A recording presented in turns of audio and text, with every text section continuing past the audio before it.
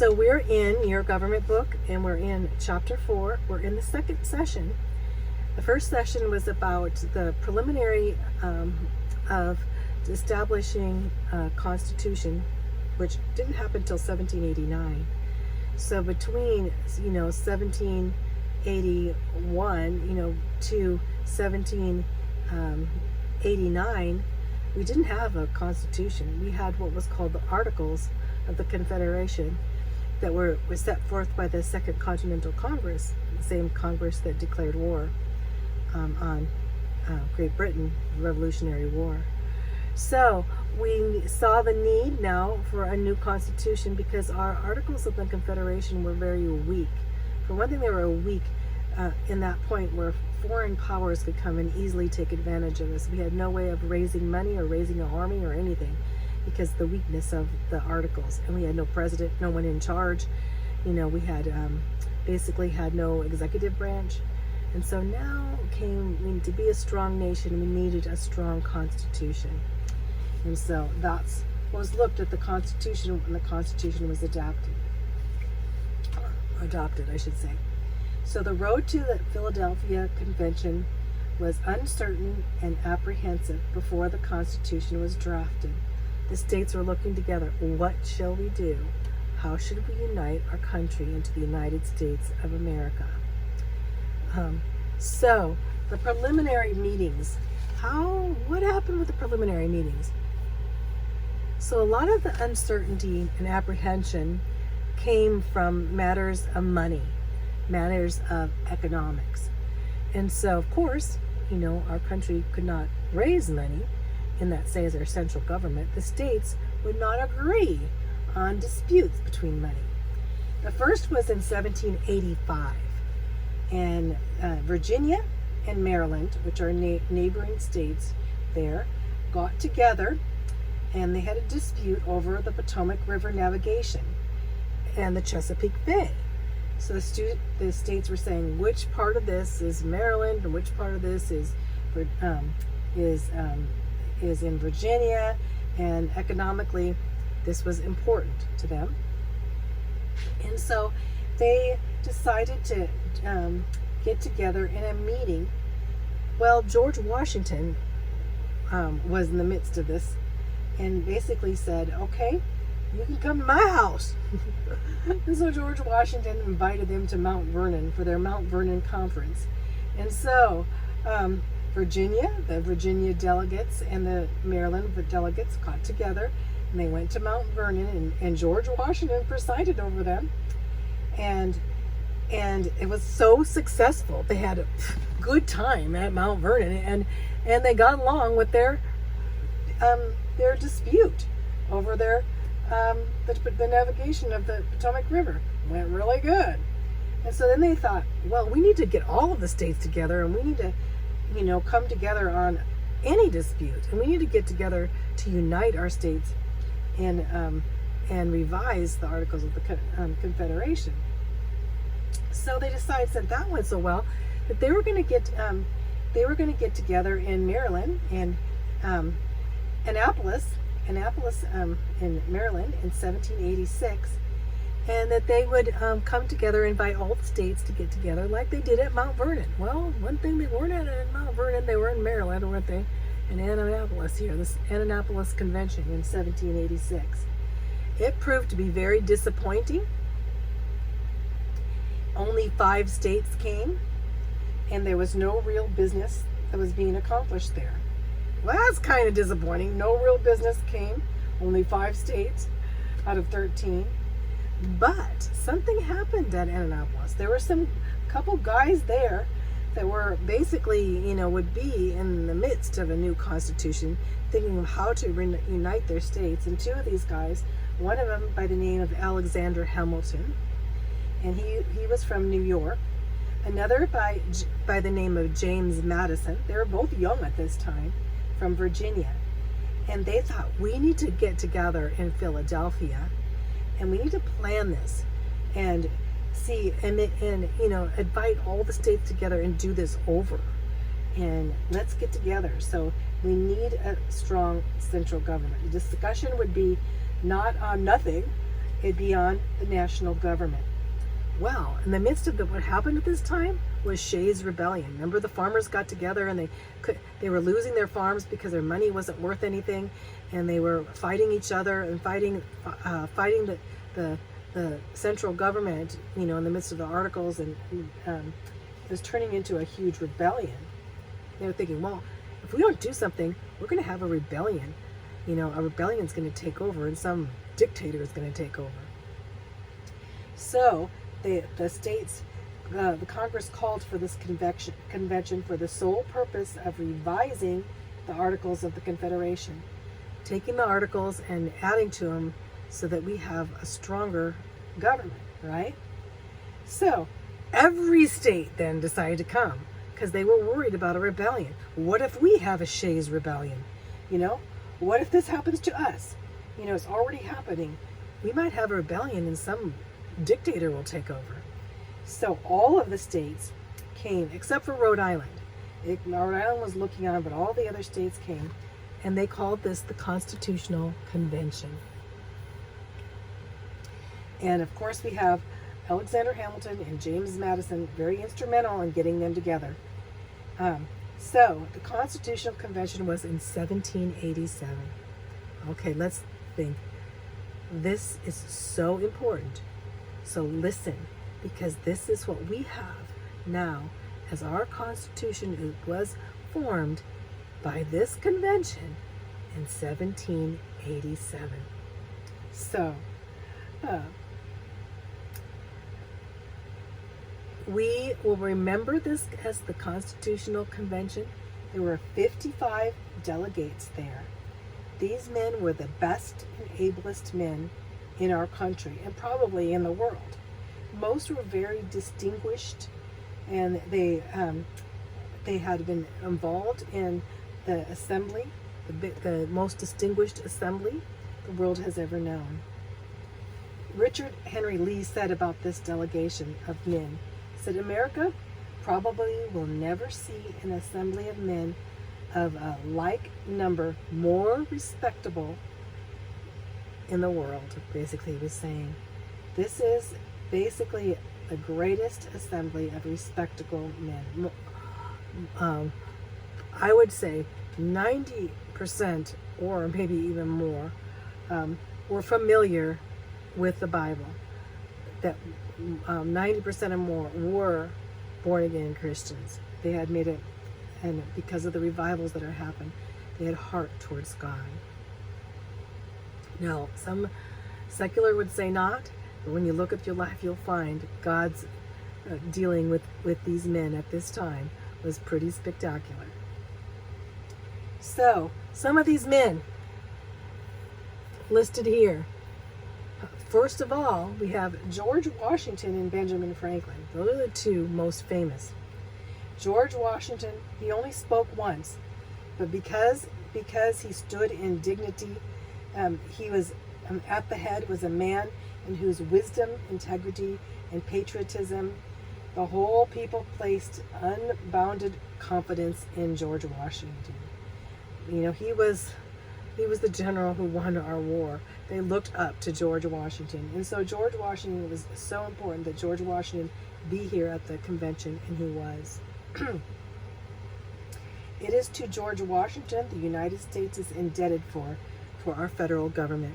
If George Washington was not there at this convention, we would not have a federal government, possibly. Because all states look to George Washington because of him being the general, in the midst of the war of independence, and what he stood for. So, and then of course we have Benjamin Franklin, was 81 years old, and he was looked up to too.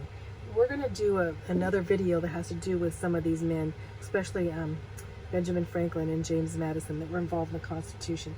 But one thing about Benjamin Franklin is, in the midst of everything, when things got bad, he stood up and he said, we need to pray. Can you believe that? A Quaker, he stood up and said, I think it's time to pray. We're all going all which ways.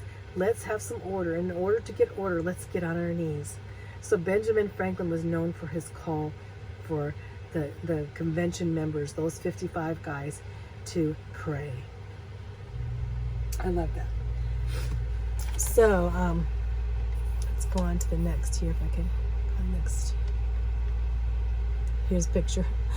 George Washington presiding there. Here's the convention. So another of the men, well, of course, is considered, we're going to go over another video on, like I said, another video was James Madison of Virginia. So let's take a picture. These are the pictures here. James Madison. It's in your book. You can follow along. James Madison. He's considered the father of the Constitution. That's a test question. Who's the father of the Constitution? James Madison. He was only 36 years old. Can you believe that? And he was the single most important member. He was a Virginian. And his Virginia plan set the agenda of the whole place. So he was so important because he actually had been involved in putting together and writing, as the writing of the Constitution. And of course, we have Alexander Hamilton. Alexander Hamilton of New York.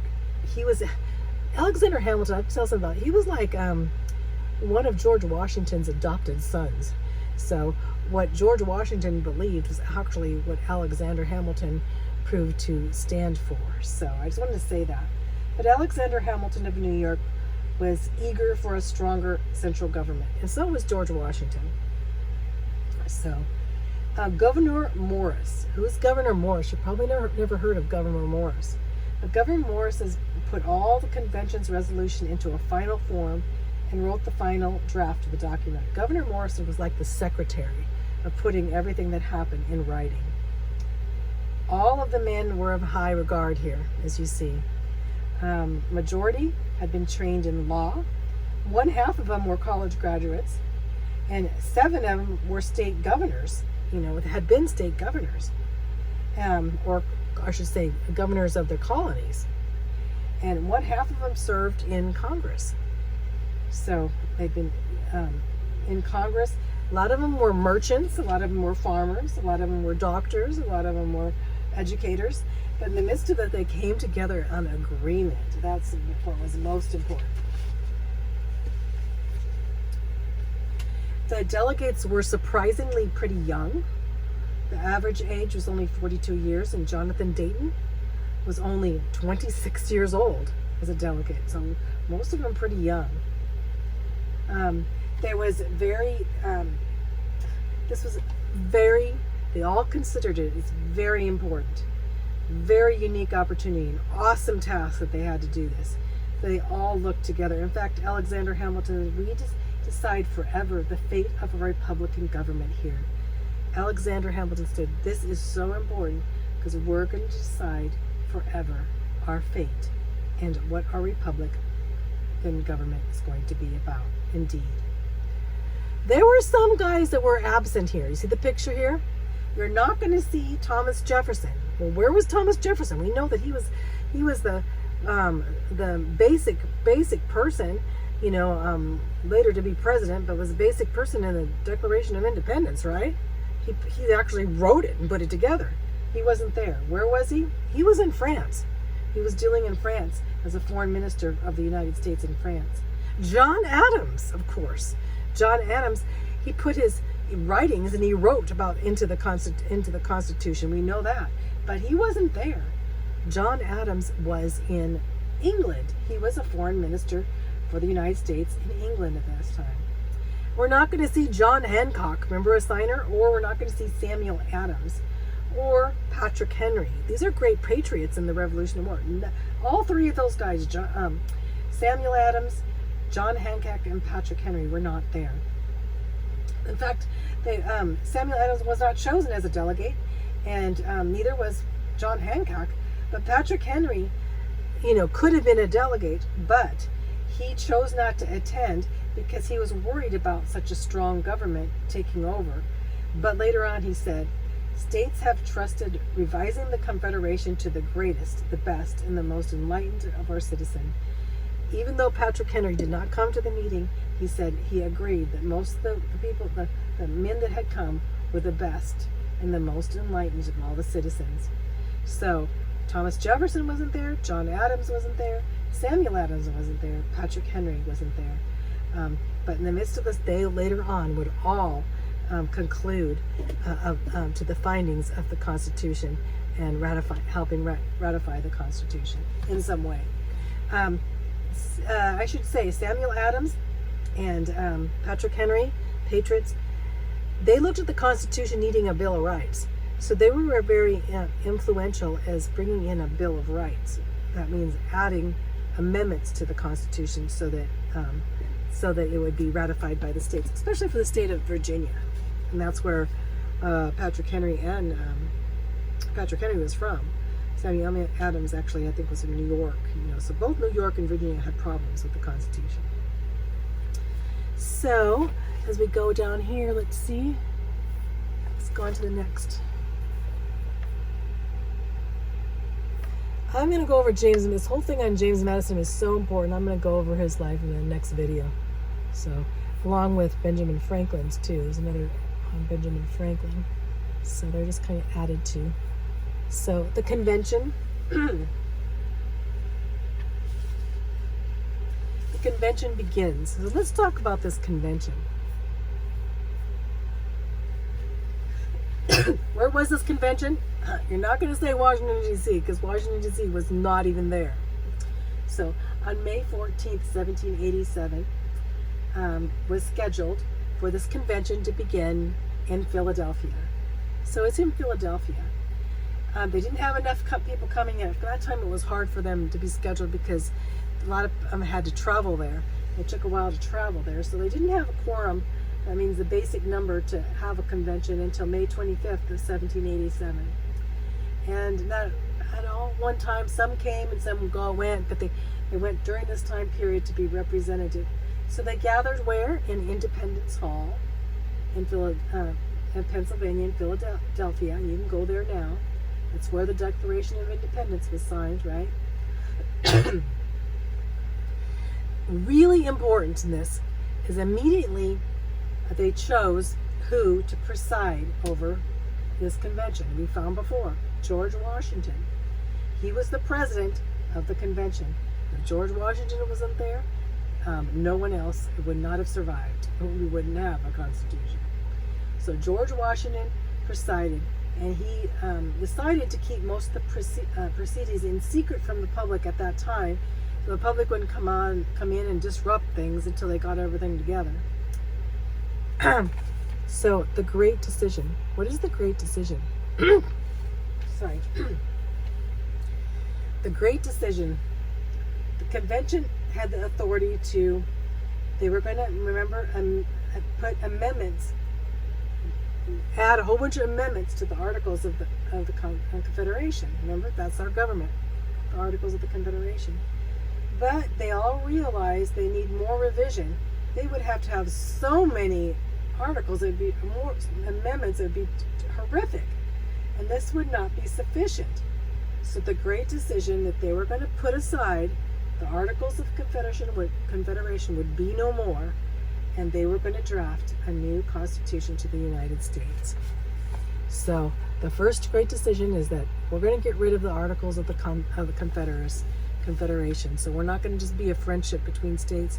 We're going to unite ourselves as one United States under our one Constitution, new Constitution. Well, the Constitution then was considered as a bundle of compromises. So, and that lies the beauty of it, because these states had to get together and they had to decide between each other in order and to compromise so that they could come together. Because some of these states had very different ways of life and different ways of commerce and came from different backgrounds, diverse backgrounds. So they got together as basically the Constitution being a bundle of compromises.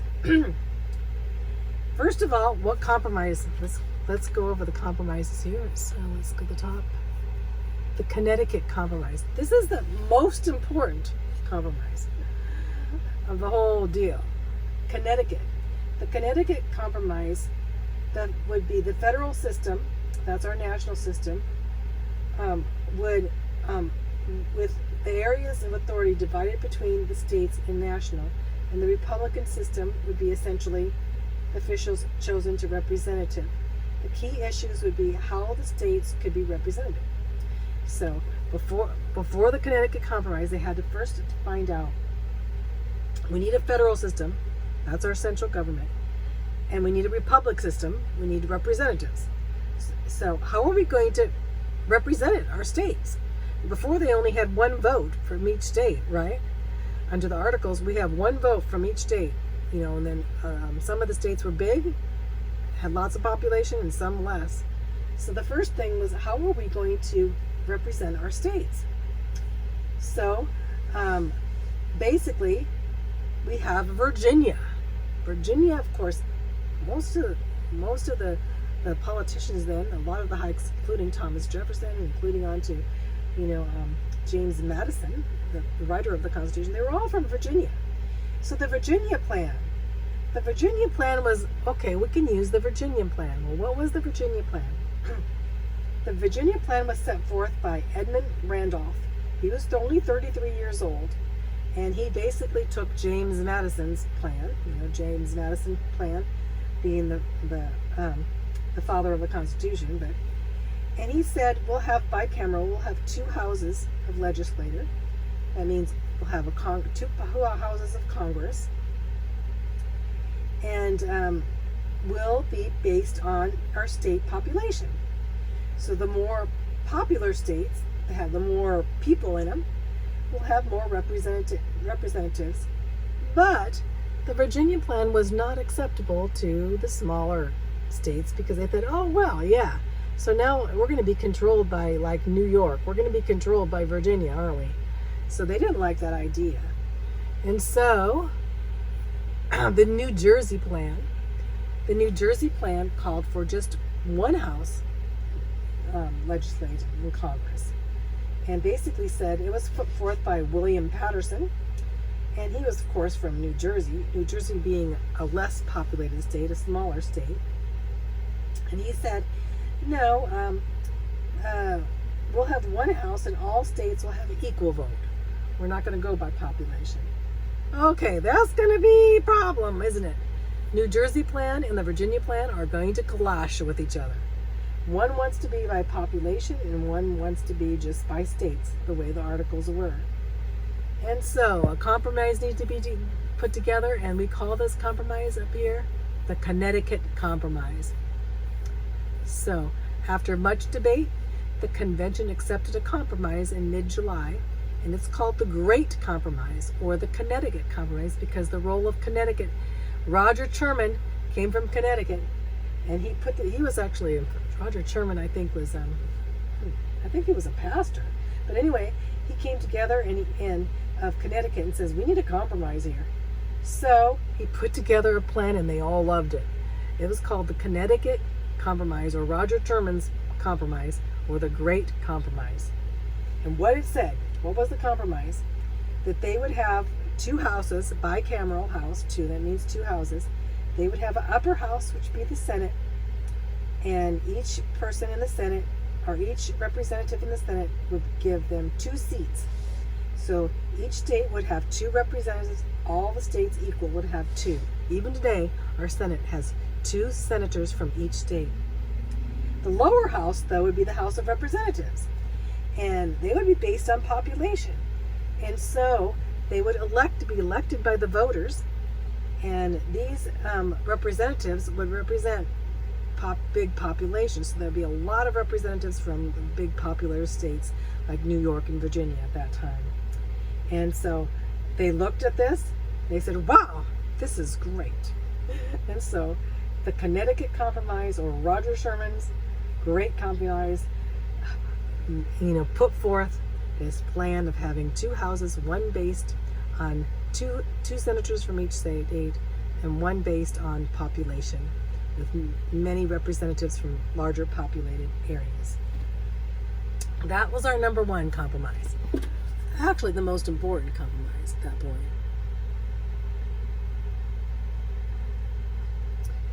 So, The other important compromises had to do with something that was even more, more, a problem at this time. How could they agree on the issue of slavery? Because in the South, or the southern states, they had slaves. In the northern states, especially, in Massachusetts and Connecticut, Rhode Island, some of these states were against slavery. So they put forth at this time a compromise in the issues of slavery. So the 3/5 compromise here, what's that? So we were going to go by population, remember? Well, they had a lot of slaves. So are they going to count the slaves in their population? Well, the southern states like, yeah, we're going to count our slaves and we'll have more power. But now they said, no, you're not. So basically came the 3/5 compromise, said whether southern states would be able to count their slaves in their population for taxation and representative, they would only count the slaves, 3/5 of the slaves in their population. That's called the 3/5 compromise. So they could only count 3/5 of their slaves in their population of the southern states. And they agreed on that. We're going to talk about Benjamin Franklin in the next video, so let's go on next here. So and this also had to do with slavery. Slavery was a big issue way back then. Actually, when I look back at this, I think they probably should have dealt with slavery. We may not have had a civil war, but this time they just wanted to get this passed, and they didn't want to deal with the issue of slavery at this point, because this would divide our country, definitely divide our country, and our country may not have survived. So the other compromise had to do with slavery. It was the Commerce and Slave Trade Compromise. The South worried about tariffs that were levied on their agricultural products, especially cotton at this time. And so they also feared that Congress may attempt to outlaw slave trade. So their fears were alleviated when they agreed at the convention that Congress would regulate interstate and foreign commerce and trade among the Native Americans, but Congress would not be able to levy taxes or regulate slave trade until the year 1808. So this put the issue of slavery off until 1808. It's basically Congress could not do anything with the slave trade at this time until 1808, which we're talking about 1787. So we're talking about a number of years in the future. And so they agreed, because they didn't want to argue about slavery at this time. They just wanted to get a government put together, and later on they'd have the argument of slavery, which they did, but not until the 1860s with the Civil War. So the states adopt the Constitution. So those were the compromises. The states adopt the Constitution September 17th, 1787. 4 months, 30 men signed. Out of the 55 men, 30 men signed the proposed Constitution. Now, it had to be ratified by 9 states, but it wouldn't get ratified by the 9 states until New Hampshire would be the 9th state to ratify the Constitution, and that would be 9 months later. Just think of 9. 9 months later, 9 states finally ratified the Constitution. So on June 1788, which was a year, almost a year later, 9 months later, I should say, in June 1788, the Constitution would be ratified.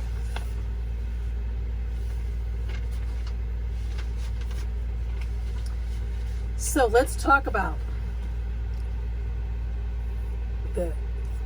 after they set forth the Constitution, they had the meeting now, and now they need to represent what happened at this meeting to the people. Remember, it was secret. The people just couldn't come in. They didn't have reporters coming in. And so they had to put together to ratify so the people would agree to this new Constitution, right? So they had a couple groups, the Federalists and the Anti-Federalists. The Federalists favored the new Constitution. They were called Federalists.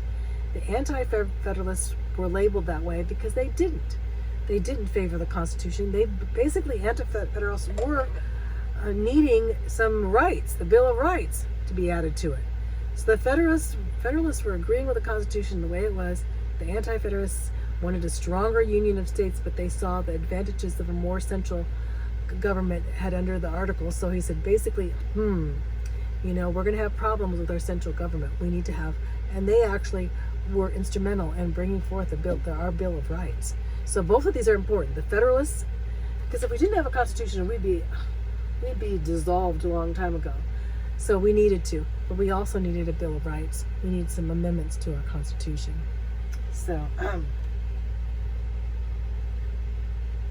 So Anti-Federalists opposed the adoption of the Constitution the way it was, and the Federalists wanted the Constitution. There was a division between our politicians in our states. Mainly the states, I could say all the Federalists and the Anti-Federalists were throughout the states, different states. So the Federalists believed the stronger union of states would be more effective, give us a more effective central government. And the Anti-Federalists distrusted James Madison, who wrote that they said that he had a lot of democratic tendencies. And so the Anti-Federalists, they weren't behind a lot of what was said in the Constitution. They said there were not enough safeguards against unstable majorities. So who were the main Federalist speakers and who were the Anti-Federalist speakers? Let's talk about them. It's very important. Alexander Hamilton. Alexander Hamilton wanted basically to ensure the newly drafted Constitution would be ratified. Alexander Hamilton, and he, like I said, was like George Washington's son. And so he was looking, George Washington too, they needed a new central government, especially when it came to the economy and banking, because the government had no taxes and no money, right? And so Alexander Hamilton wanted to ensure that the new Constitution would be ratified. And so he started writing these essays, and he put them in the New York newspapers to promote the Constitution. And he was from New York, and so in the midst of New York, there were also a lot of Anti-Federalists, but he got together and he called these papers the Federalist Papers. And they first were under the name Publius Federalist Papers. And these were writings about the Constitution. But it wasn't just Alexander Hamilton. He was joined by James Madison. So James Madison, a Virginian, Alexander Hamilton, a New Yorker, both thought, we have to get this Constitution ratified. And they put together these brilliant writings called the Federalist Papers. And then they were joined also with John Jay. John Jay would become the first Supreme Court justice in America. So these pillars of Federalist Papers, Alexander Hamilton, James Madison, and John Jay got together, and they were trumpeted by George Washington and Thomas Jefferson. So both George Washington and Thomas Jefferson also, they weren't together politically on a lot of things, but they knew that we needed a Constitution. And so George Washington and Thomas Jefferson and a lot of the best other top men of government, got together and said that the Federalist Papers, these writings sent out to the public for the public to read, were the best commentary on the government that was ever written.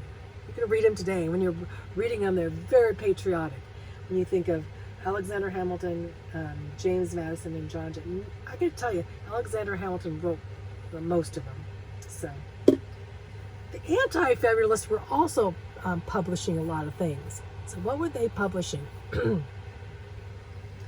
They were publishing that we needed more rights. And some of the Anti-Federalists, of course, were Samuel Adams, he's a patriot, and Richard Henry Lee, and Patrick Henry.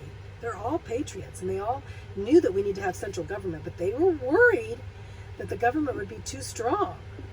And so, but they weren't very organized into putting together, like the Federalist Papers together, so they don't have a lot of writings, and they lacked but their threat was that they knew that the Constitution needed a Bill of Rights, and it did not contain a Bill of Rights. So they said if the Constitution didn't have a Bill of Amendments or rights for the individual person, that the states, that they would not be ratifying the Constitution. So what happened then? James Madison steps up and he says, okay, we need a Bill of Rights. So he agreed that he and Virginia would not ratify it, and he was the head of the Virginian state legislator at that time. And so he said, we need to propose a Bill of Rights. And so they all got together, and they put together the Bill of Rights that we have, for the first 10 rights of the Bill of Rights, and they ratified these rights. These are beautiful. The Bill of Rights is amazing. And later, so Virginia right away ratified it, New York ratified it, North Carolina and Rhode Island ratified in 1789 and 1790. In 1791, the Bill of Rights was officially added, and the new government, 9 months later, remember New Hampshire, the 9th state was to ratify the Constitution. It only had to be ratified by 9 states, and the 9th state was New Hampshire, ratified the Constitution, and this put our Constitution as ratified. It was now going to be our basis of our government of the United States of America. So the plans for a president then got together in 1789. Who would be the president? Because the Constitution set forth 3 branches, the branches of government, the legislative branch, which would be Congress. The executive branch would be the President of the United States, and the cabinet is bureaucracy, and then we'll put forth the Supreme Court. So they need a president. So what happens in 1789? Who becomes president? Well, they all looked right directly at George Washington, and so he was unanimously selected and elected as the first president of the United States of America in 1789. And that's when our new government would begin and our new Constitution would be in effect.